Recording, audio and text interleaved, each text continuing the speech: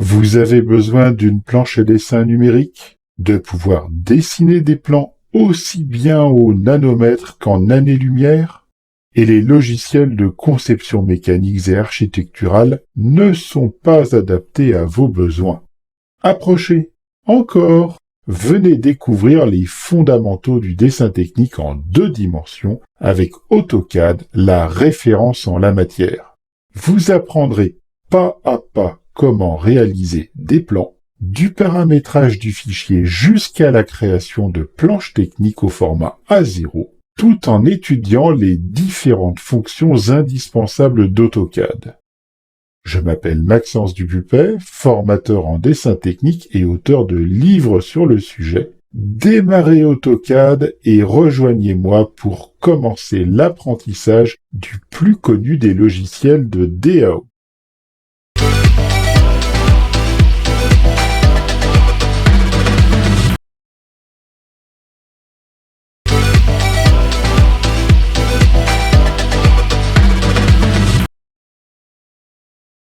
AutoCAD, comme tout logiciel de dessin technique ou artistique, utilise un ou plusieurs types de systèmes de coordonnées afin que l'utilisateur positionne exactement chaque élément ou objet qu'il crée. Dans cette vidéo, vous découvrez comment fonctionne un système de coordonnées et comment AutoCAD exploite cette notion des mathématiques.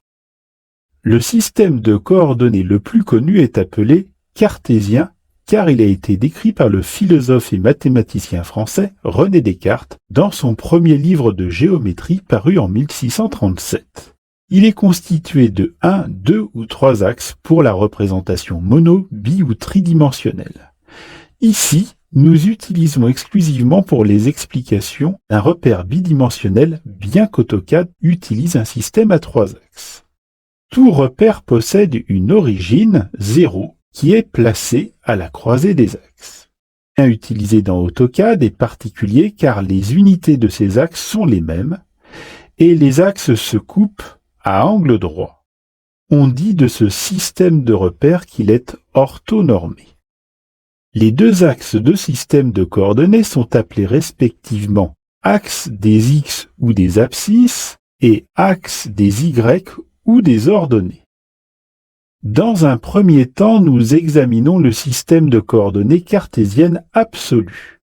Pour positionner un point A, on place d'abord sa position sur l'axe des X, mesuré à partir de l'origine, et on procède de même pour la mesure sur l'axe des Y.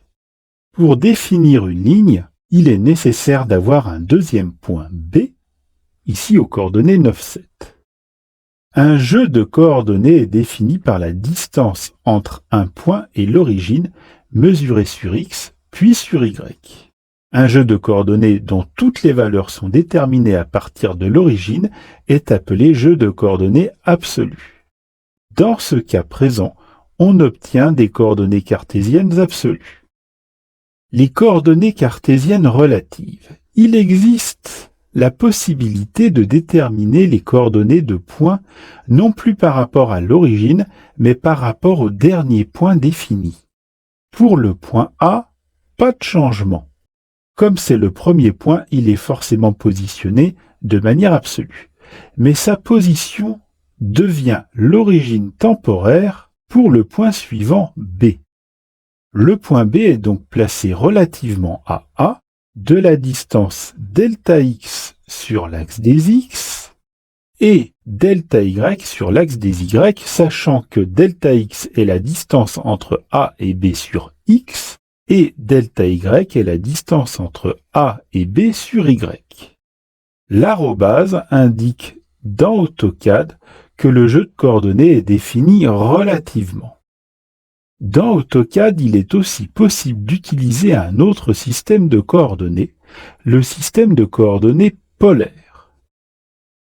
Il est théoriquement possible d'utiliser les coordonnées polaires absolues, mais cela peut devenir rapidement complexe car tous les angles sont dans ce cas calculés en partant de l'origine. Pour le dessin technique, les coordonnées polaires relatives sont beaucoup plus simples et intuitives. Un jeu de coordonnées polaires relatives permet de positionner un point B par rapport à un point A déjà placé. Comme pour les coordonnées cartésiennes relatives, le point A est placé quelque part dans l'espace, soit au moyen de coordonnées cartésiennes absolues, soit au hasard. Pour positionner le point B, on a besoin de la distance réelle entre A et B, nommée D, et de l'angle formé par l'est, qui correspond à l'angle 0 d'une part, et le segment AB d'autre part. Cet angle est nommé alpha.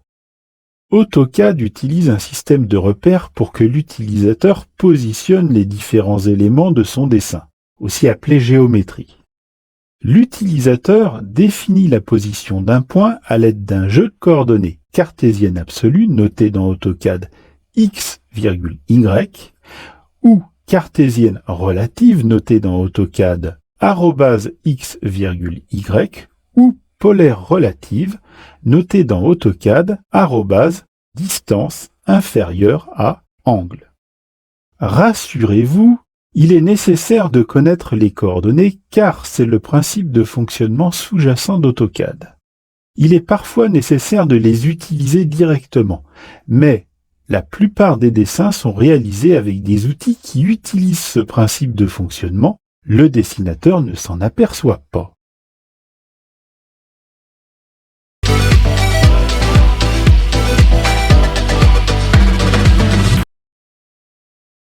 Vous allez découvrir l'interface graphique d'AutoCAD de manière à pouvoir ensuite plus facilement vous repérer dans cette formation. Lorsque vous ouvrez AutoCAD, par défaut, vous tombez sur l'écran qui est présent devant vos yeux, l'onglet Début. Dans cet onglet, vous trouvez sur la gauche le nom du logiciel, en dessous un bouton Ouvrir qui vous permet d'accéder à la boîte de dialogue d'ouverture de fichiers ou ouvrir un jeu de feuilles ou alors explorer des exemples de dessins qui sont livrés avec AutoCAD. En dessous, le bouton Nouveau vous permet, si vous cliquez dessus, de créer un fichier d'après le dernier modèle utilisé, ou alors, en cliquant sur la petite flèche qui est à côté, de déplier le bouton et vous pourrez choisir entre ACAD ISO, parcourir les gabarits ou trouver davantage de modèles sur le net. En dessous, vous avez 4 boutons. Récent vous permet d'afficher les derniers fichiers ouverts, soit sous forme d'icône, soit sous forme de liste. Et à côté, vous allez trouver des annonces avec quelques annonces sur le logiciel. Dans Connexion, votre nom de connexion, ce qui vous permet de vérifier que vous êtes bien connecté et avec le bon compte, ainsi que un bouton « Aidez-nous à améliorer nos produits » au cas où vous trouviez quelques défauts. Autodesk Dock vous permet d'accéder au cloud Autodesk. Il vous faudra pour cela installer un petit logiciel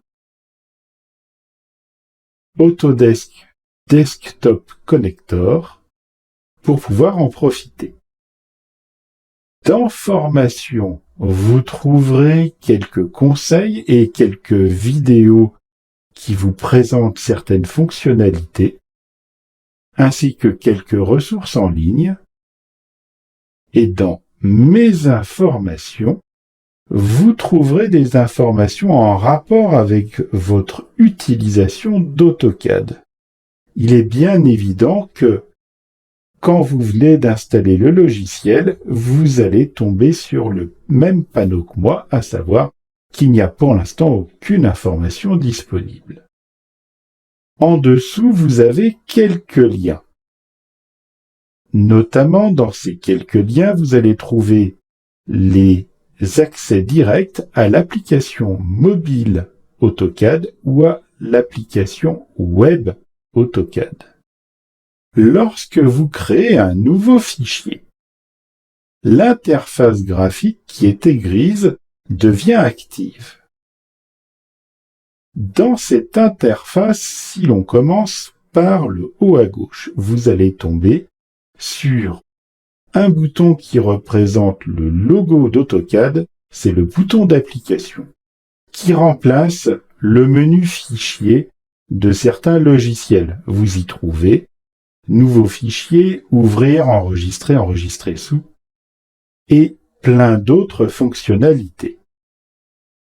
Juste à côté, il y a la barre d'accès rapide qui vous propose un certain nombre d'outils. Ces outils sont toujours disponibles et vous pouvez les choisir en cliquant sur cette petite flèche et en cochant ce qui vous convient et en décochant les outils qui ne vous conviendront pas.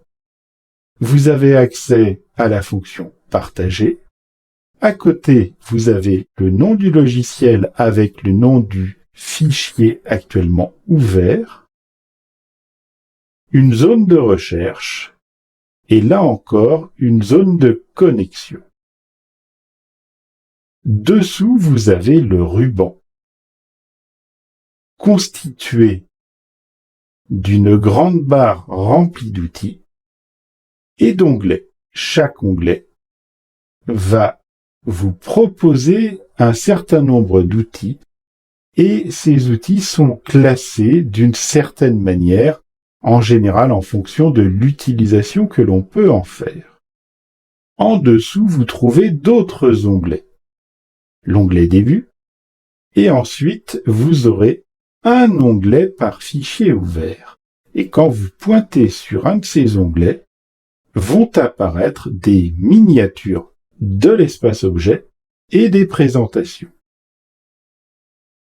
En dessous se trouve l'espace de travail, que l'on appelle l'espace objet. Dans cet espace objet, vous allez trouver en haut à gauche des menus incrustés. 3 menus. Le premier vous permet de contrôler l'affichage de certains éléments de l'espace objet, notamment dans Fenêtre, dans Liste des configurations de la fenêtre, vous trouverez la possibilité de séparer l'espace en 1, 2 ou plus de fenêtres. En dessous, vous pouvez activer ou désactiver l'affichage du ViewCube, du disque de navigation et de la barre de navigation. Vous trouvez le ViewCube à cet emplacement et la barre de navigation ici. Un peu en dessous, vous allez trouver la zone de commande. C'est le cœur d'AutoCAD. C'est par là que s'affichent toutes les fonctions et c'est aussi là que vous rentrerez vos réponses. Vous pouvez aussi chercher des fonctions dans cette barre. C'est donc vraiment une barre extrêmement importante. Par défaut, elle est flottante, mais nous verrons plus tard que nous pouvons l'intégrer dans l'interface. En dessous, vous avez là encore des onglets. L'onglet Objet et les présentations. Chaque présentation correspond à une impression préparamétrée. En dessous, vous avez la barre d'état. Cette barre d'état, je l'appelle plutôt la barre d'aide au dessin car elle contient un certain nombre d'outils qui vont vous faciliter la tâche pour dessiner dans AutoCAD. Cette barre est personnalisable, vous choisissez les outils qui doivent y figurer. Et c'est ainsi que nous avons fait le tour de l'interface graphique d'AutoCAD.